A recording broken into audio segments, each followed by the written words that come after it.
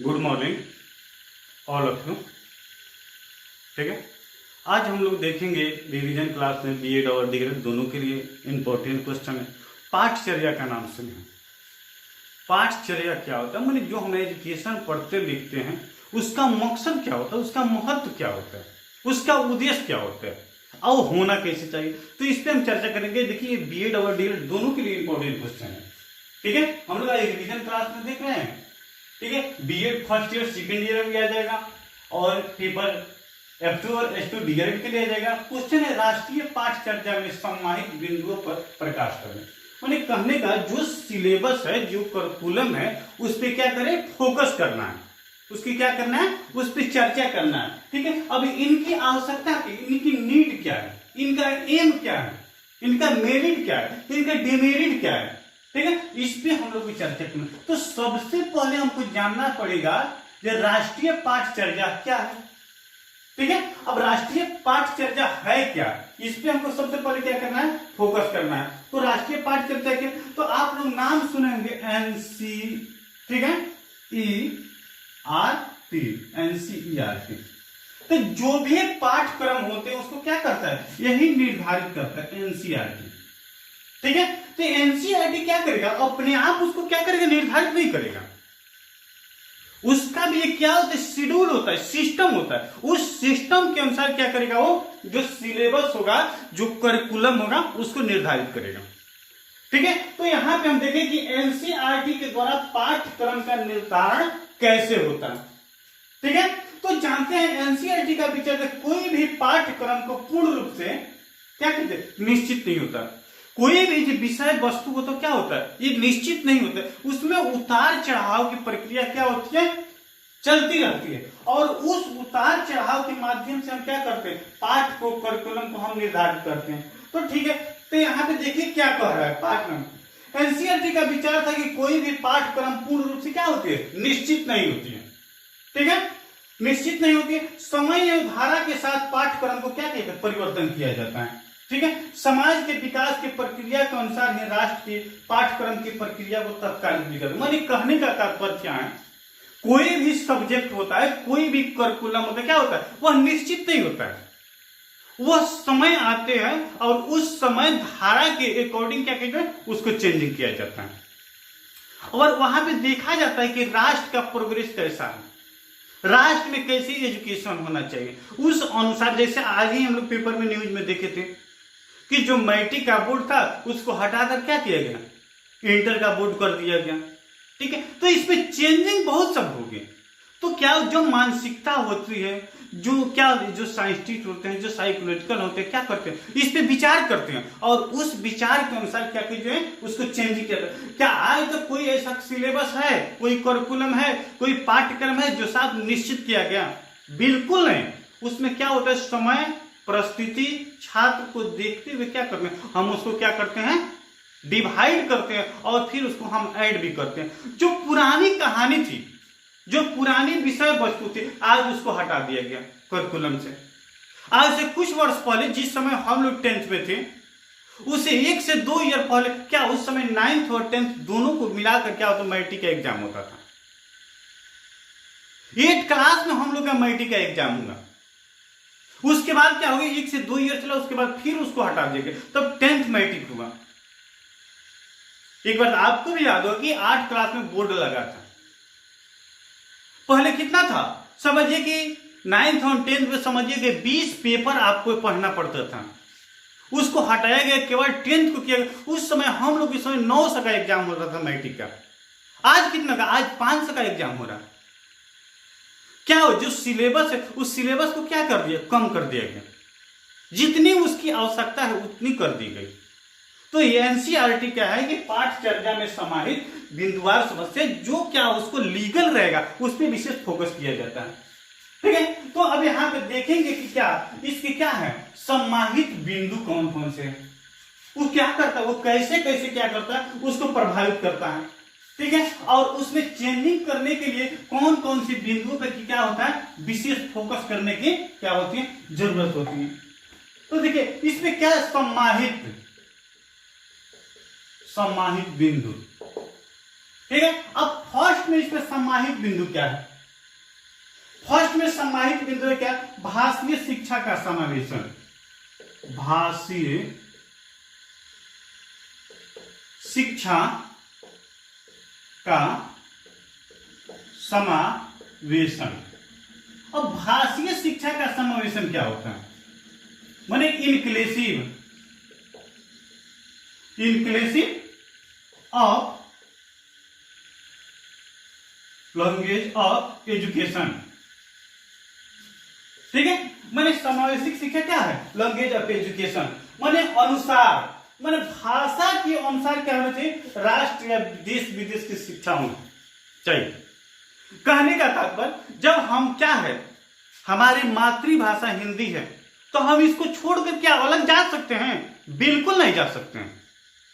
तो जो मेरा क्या है, जो फर्स्ट चॉइस है, जो मेरा फर्स्ट भाषा है, उस भाषा पे क्या करना चाहिए? विशेष फोकस करना चाहिए। और राष्ट्र के हक में हो, देश के हक में हो, या राज्य के हक में हो, या कंट्री के हो, या विदेश हो, फॉरेन हो, और कंट्री पे जिनकी जो मातृभाषा होती है, उस मातृभाषा पे क्या करना होगा? फोकस करना है। ठीक है। उसके बाद आपका सेकंड पॉइंट है अभिभावक। अभिभावकों क्या करना चाहिए? अभिभावकों की सहमति, सहमति के अनुसार। ठीक है।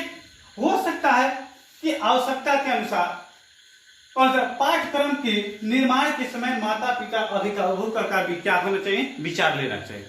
अब यहाँ पे देखना है अभिभावकों की सहमति के अनुसार जो पाठ्यक्रम होते हैं, जो करिकुलम होते हैं, जो कंटेंट होते हैं, जो सब्जेक्ट होते हैं, वो क्या करना चाहिए। कुछ पर्सन क्या होते हैं, विद्यालय में देखते हैं कि कभी कभी क्या होता है, समारोह होता है, स्टूडेंट यूनियन होता है, और उस यूनियन में उनके बच्चों की जो क्या होती है, कमियां होती है, उसके मम्मी पापा से बोला जाता है। तो जब भी कोई नया विचार किया जाए तो क्या करना चाहिए? कम से कम शिक्षकों और जानकार व्यक्तियों के साथ क्या करना चाहिए? अभिभावकों को भी लेना क्या होता है? अनिवार्य होता है, जरूरी होता है। ताकि क्या करते हैं, शिक्षक के साथ उनके पेरेंट्स, माता पिता भी क्या होते हैं, बच्चे के एजुकेशन में, शिक्षा में अपनी भूमिका को निभाते हैं। ठीक है। उसके बाद हम देखते हैं थर्ड नंबर पॉइंट में क्या कहता है। थर्ड नंबर पॉइंट पे रुचि शिक्षा प्रणाली। अब देखिए, रुचि शिक्षा प्रणाली माने रुचि शिक्षा प्रणाली माने इंटरेस्टिंग ऑफ एजुकेशन सिस्टम।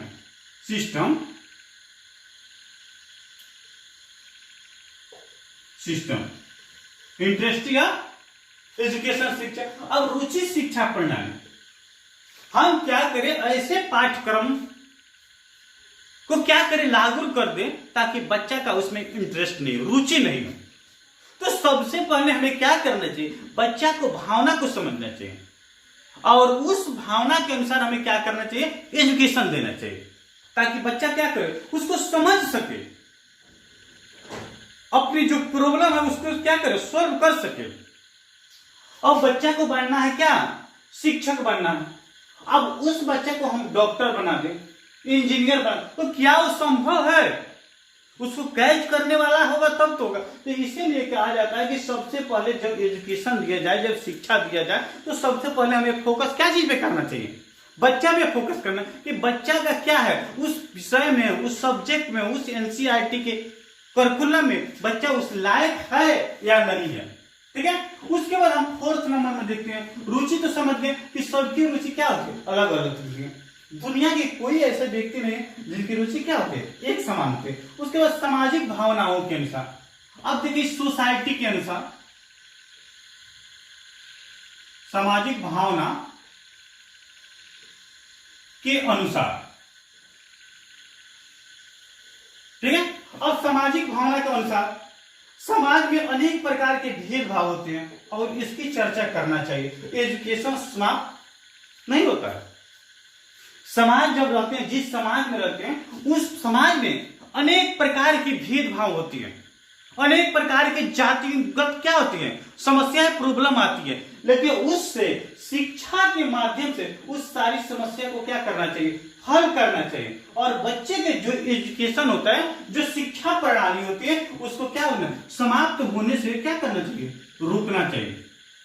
ठीक है, तो यहाँ पे सामाजिक भावना, समाज ये नहीं कहता कि किसी प्रकार की सोसाइटी में भेदभाव होनी चाहिए, बशर्ते उसमें क्या करना चाहिए, विशेष फोकस की जरूरत है। और उस फोकस के माध्यम से क्या करना चाहिए, ये सारे मेंटलिटी को आगे की तरफ बढ़ाना चाहिए। चलिए, अब उसके बाद नेक्स्ट पॉइंट मेरा आता है मानवीय मूल्यों का समावेश। अब देखिए मानवीय मूल्य क्या होता है। अब मानवीय मूल्यों का समावेश में क्या होता है, आप नैतिकता, सबकी नैतिकता क्या होती है, सबके मोरल क्या होते हैं, अलग अलग होते हैं। और उस मोरल को देखते हुए हमें क्या करना चाहिए, समाज परिस्थिति के अनुसार हमें क्या करना है, उसी रास्ते में ढालना चाहिए जिस रास्ते में समाज क्या करता है, जाना चाहता है। लेकिन यहाँ पर ये भी भरसक प्रयास करना चाहिए कि वो निगेटिव की तरफ नहीं जाए, वो किस तरफ जाए, वो पॉजिटिव की तरफ जाए, वो सकारात्मक तरफ जाए, और उसके किसी प्रकार की किसी को बाधा ना हो, किसी प्रकार की उसमें कोई समस्या ना। उसके बाद हम नेक्स्ट पॉइंट देते हैं राष्ट्रीयता। राष्ट्रीयता, राष्ट्रीयता की भावना। देखिए आपकी जो एजुकेशन है, वो एजुकेशन कहता है कि हर चीज को कीजिए, लेकिन सबसे पहले अपने जो राष्ट्र में रहते हैं, जो मुल्क में रहते हैं, जिस देश में रहते हैं, उसको क्या कीजिए, बरकरार कीजिए। सबसे पहले उसमें जो समस्या है, उस समस्या की लड़ने के लिए क्या कीजिए, आप तैयार रहिए। जब आपका राष्ट्र, मुल्क, देश रहेगा तब तो आप रहिएगा। तो समावेश में एक प्रकार के क्या होना चाहिए, कम्युनिटी होना चाहिए, ग्रुप होना चाहिए, यूनिटी होना चाहिए। तब हम इसको क्या करते हैं, इसको समस्या को निकट सकते हैं, निपटा सकते हैं, हल कर सकते हैं। उसके बाद आता है बिना बोझ का अधिगम प्रक्रिया। अब देखिए बिना बोझ, बिना बोझ का अधिगम प्रक्रिया। देखिए जब छात्र को आप एजुकेशन दे रहे हैं तो सबसे पहले आप हंसा खिलाकर एजुकेशन दीजिए। क्लास में कुछ ऐसा बोझ न बन जाए कि आपके डर से बच्चा क्या करे, वो सुनने के लिए, पढ़ने के लिए तैयार हो, लेकिन क्या करे, उनके मेंटेलिटी होती है, उनके मानसिकता होते हैं, उसमें उसको समझ न आ सके। वैसे टीचिंग करने से कोई बेनिफिट नहीं होने वाला। तो भरसक आपको प्रयास करना चाहिए कि छात्र होते हैं, उनकी आवश्यकता को देखें और उस आवश्यकता के अनुसार हम क्या करें, एजुकेशन दें, टीचिंग करें। बच्चों को हंसाना खिलाना क्या एजुकेशन अलग नहीं करता है, और एजुकेशन ये कहता है कि बच्चों को हंसाने खिलाने के साथ हमें क्या करना चाहिए, उसको रीडिंग करना चाहिए, राइटिंग लिखवाना चाहिए, पढ़ाना चाहिए, समझाना चाहिए, टीचिंग करना चाहिए, लर्निंग करना चाहिए। उससे क्या होता है, एक जो बच्चा होते हैं उनको बोझ नहीं महसूस होता। नहीं तो क्लास में ऐसे ऐसे टीचर जाते हैं, क्या करते हैं, इतना छात्रों के ऊपर बोझ बन जाएंगे कि बच्चा समझने में क्या हो जाएगा, असमर्थ हो जाएगा, और उस वर्क को करना नहीं चाहेगा, और उनके डर से वो पूछे वर्क नहीं। जैसे क्लास से टीचर निकलते हैं बाहर, तब तक क्या हो, क्लास का मूवमेंट गड़बड़ हो जाता है, बच्चे हल्ला करने लगते हैं। ठीक है, तो वैसे शिक्षक और वैसे शिक्षा को अधिगम करने की प्रक्रिया से कोई बेनिफिट नहीं होने वाले। उसके बाद हम देखते हैं समान पाठशालों की व्यवस्था। समान पाठशाला, पाठ्यशालाओं की व्यवस्था। देखिए समान पाठशाला की व्यवस्था में क्या होता है कि विद्यालय ऐसा होना चाहिए कि वहां पे किसी प्रकार की भेदभाव नहीं होता। अक्सर कास्ट भेदभाव नहीं होना चाहिए। शिक्षा सबके लिए अनिवार्य है। सिस्टम ये नहीं कहता है कि शिक्षा उसके लिए अनिवार्य नहीं है, इसके लिए अनिवार्य है। शिक्षा सभी के लिए, इसलिए कि हम लोग क्या है, एक सामाजिक प्राणी है और समाज के हर समस्या को देखकर चलना है। तो वहां पे कास्ट फैक्टर बिल्कुल नहीं होना चाहिए। हिंदू, मुस्लिम, सिख, ईसाई, कोई, चमार, डोम, पंडित, ब्राह्मण, शेख, पैठान सभी होना चाहिए वहां पे, और सभी को एक सिस्टम के अनुसार क्या करना चाहिए, एजुकेशन देना चाहिए। ठीक है, उसके बाद हम देखते हैं क्या, पूर्व कार्यक्रमों के अनुसार। अब देखिए पूर्व कार्यक्रमों के अनुसार कि बच्चा जब एजुकेशन लेता है तो उस समय बच्चा को क्या होता है, कुछ पहले का जो अनुभव होता है, उस अनुभव के साथ हम अगर शिक्षण कार्य करते हैं तो बच्चा को क्या है, आसान से समझ जाएगा। अब बच्चा को मानते हैं कि अगर सजीव नहीं समझता है निर्जीव नहीं समझता, तो उस बच्चा से अगर हम पूछें कि ये मेरी कॉपी है, जो एक पुस्तक है, ये सजीव है कि निर्जीव है, क्या बताएगा? सबसे तो पहले हमें क्या करना, उसको चर्चा करना, उसको बताना पड़ेगा कि जो प्राणी या जो पेड़ पौधे खुद से अपना भोजन बनाते हैं उसको हम सजीव बोलते हैं। वो चलते हैं, फिरते हैं, घूमते हैं, वो अपना वर्क खुद कर लेते हैं।